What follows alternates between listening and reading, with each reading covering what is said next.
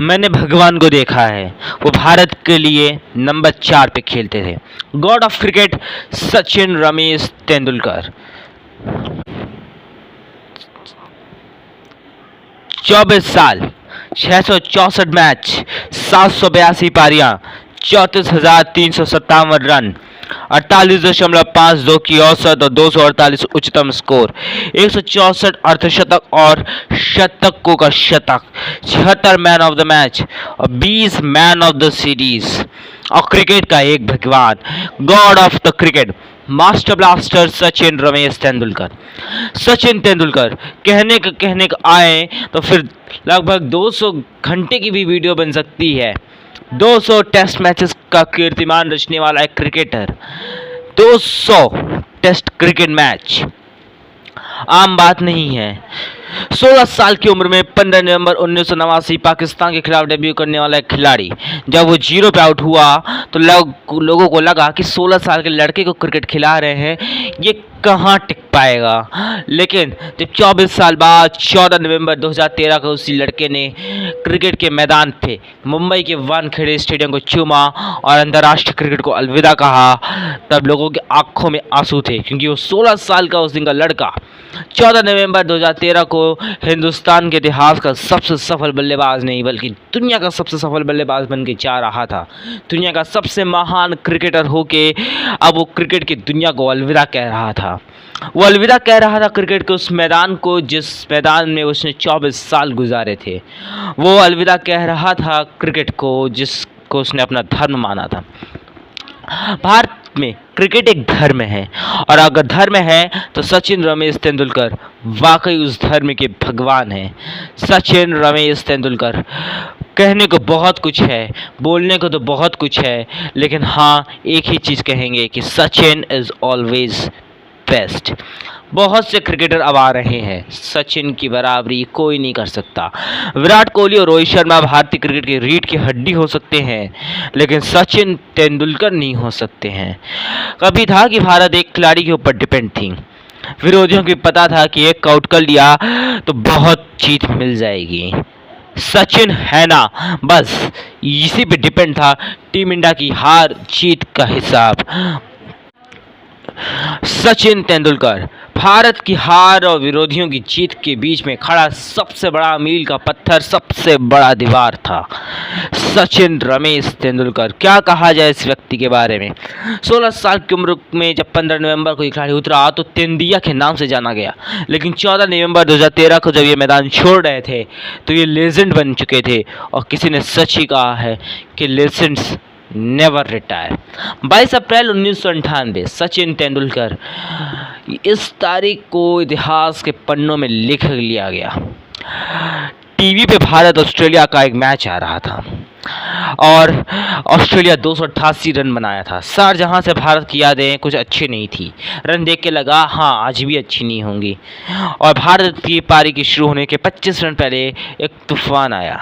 वो तूफान तो चला गया, लेकिन 25 रन बाद जो तूफान आया उस तूफान में उड़ गई ऑस्ट्रेलिया भी, और उड़ गया क्रिकेट का सबसे बड़ा स्पिन गेंदबाज का घमंड भी। शेन वॉर्न का घमंड उस दिन सचिन ने तोड़ दिया था, और कहा जाता है उस दिन के बाद से शेन वॉर्न के सपने में सचिन तेंदुलकर आते थे, क्योंकि सचिन तेंदुलकर नाम का तूफान उस दिन शारजहां क्रिकेट में ऑस्ट्रेलिया को उड़ा रहा था। हाँ भारत मैच हारी, लेकिन फाइनल में एक बार फिर सचिन से मुकाबला हुआ और सचिन ने ऑस्ट्रेलिया को हरा दिया। तभी ऑस्ट्रेलियन कैप्टन ने कहा कि हम एक टीम से नहीं हारे जिसका नाम भारत था, हम एक खिलाड़ी से हारे जिसका नाम सचिन तेंदुलकर है। सचिन रमेश तेंदुलकर, कहने को बहुत कुछ है, यादें बहुत हैं, लेकिन सचिन के स्ट्रेट ड्राइव से खूबसूरत दुनिया में कुछ नहीं। और सचिन की कवर ड्राइव तो माशाल्लाह रात भर देखते रह जाएं, लेकिन मन नहीं भरता है। सचिन से मेरा पहली मुलाकात उस दिन हुई जिस दिन सचिन तेंदुलकर ने 200 रन मारे। साउथ अफ्रीका की वो सबसे खतरनाक बॉलिंग अटैक के सामने था, लेकिन जब रवि शास्त्री ने कहा कि the only person in the world, the first man in the world who reaches 200, तब पता चला कि कौन है सचिन।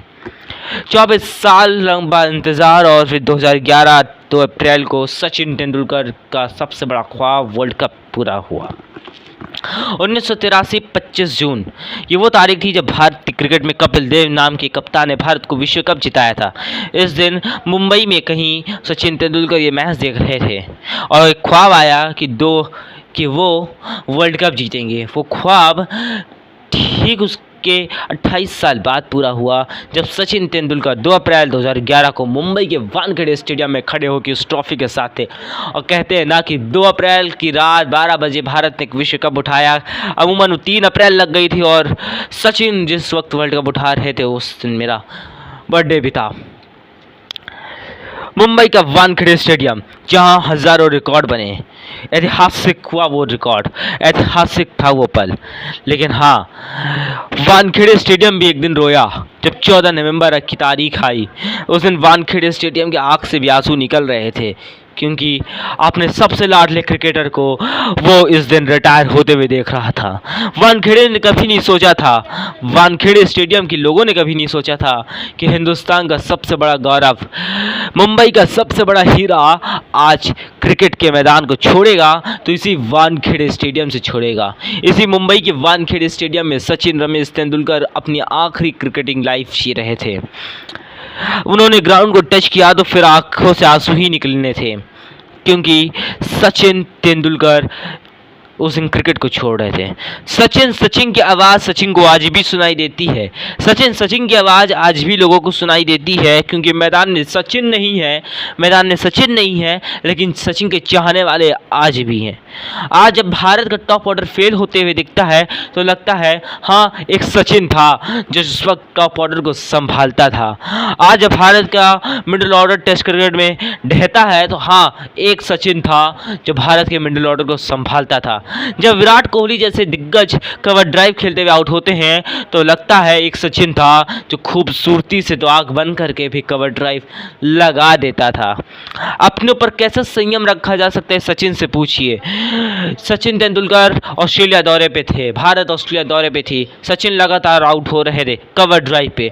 सचिन ने 248 रन की पारी खेल दी और उसमें एक भी कवर ड्राइव नहीं थी। ये थे सचिन का संयम, ये थे सचिन। कहने को बहुत कुछ है, बोलने को तो बहुत कुछ है, लेकिन अब इतना भी नहीं कहा जा सकता कि सचिन के ऊपर वीडियो बननी है तो वो 200 घंटे से भी ज़्यादा बन सकती है। बहुत कुछ बोला जा सकता है सचिन के बारे में, लेकिन हाँ, सचिन आपने जो कुछ दिया उसके सामने ये बहुत कम है।